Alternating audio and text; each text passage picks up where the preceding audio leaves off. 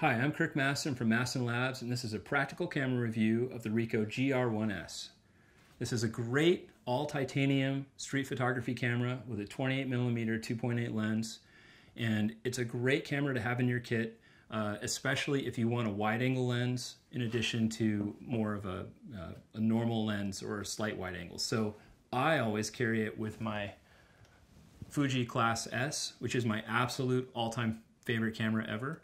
And they make a really good pair. As you can see, they're both really small. They can fit in your pockets. I also carry them in a fanny pack tucked under my shirt. It's a little 80s, but it works. It works really well if you want to go real light and fast with your work. So what makes this camera so special is that it's got this extremely sharp, beautiful 28mm lens with a great viewfinder. You can easily see what you're doing, no problem. And the autofocus is perfect. It's a great camera in that sense. It's super fast to use on the street. If you want to, you can activate a mode called Snap. And what Snap does is that it locks the focus 3 to 5 feet away from you, and everything beyond that point is in focus.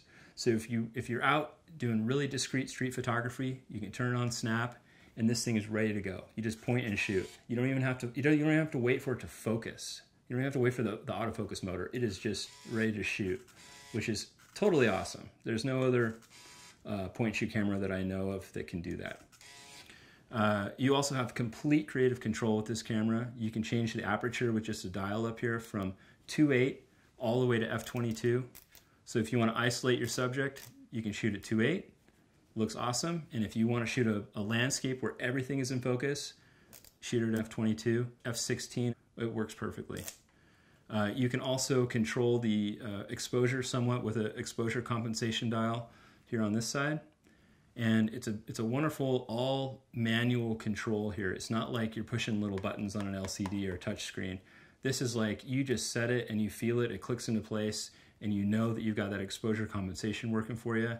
And I use it all the time with point and shoots because I like to shoot, for example, like Kodak Gold 200 or Portra 160, and I like to overexpose it, at least to stop intentionally, so that when I'm out shooting, I know that I'm not underexposing, which is absolutely the worst thing you can do. So both of those films can take overexposure just fine, but they don't like underexposure. So by setting this to +1 or +2, you don't have to worry about that, and you can shoot all day with it. The last really cool feature is that you've got full manual control of the flash. And I believe flash is like one of the biggest artistic decisions you can make with any camera, especially point and shoot. I often have it set to forced off, so it will not fire the flash. It will just do a super long exposure if it has to. But you can also turn it the other way to forced on.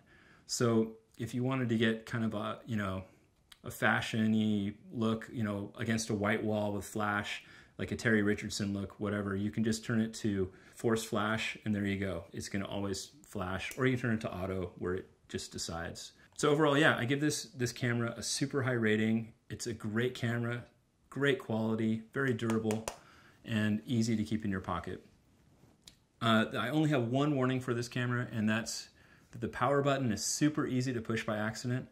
And if this thing turns on in your pocket and the lens pops out, it could break. It most likely will break.